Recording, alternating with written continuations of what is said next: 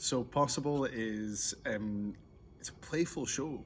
It's a story about stories. It's a story about now, and that's, I suppose, the really interesting thing, that it's about this exact moment. And the whole time Sean's been making it, through lockdown, through coming out, through going back in, it's always remained being about that moment. And as we move from the digital version into the live version, the show continues to reinvent, to exist in the exact experience of the uncertainty and the strangeness and the newness of where we are right now.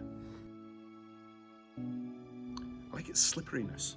Sean's work has always fascinated me, that he's incredibly welcoming, he's incredibly charming, he loves his audience, and you get that feeling, but also there's always this space in between it where you're not quite certain what's real, what's not. Is he telling you the truth? Is he telling you a version of the truth? And that thing that draws your imagination in, that has the excitement to it, I think is what I really love about his work more widely, and this show, where I think he goes further with that than he's ever gone before. I mean, more than anything else, I suppose, in this moment, we're all incredibly excited about just meeting audiences live again.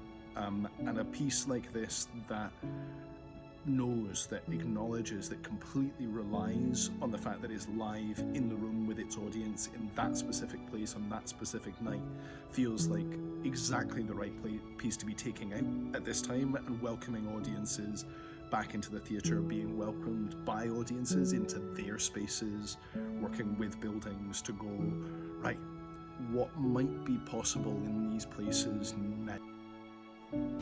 I believe in love, 'cause I feel the minds of love.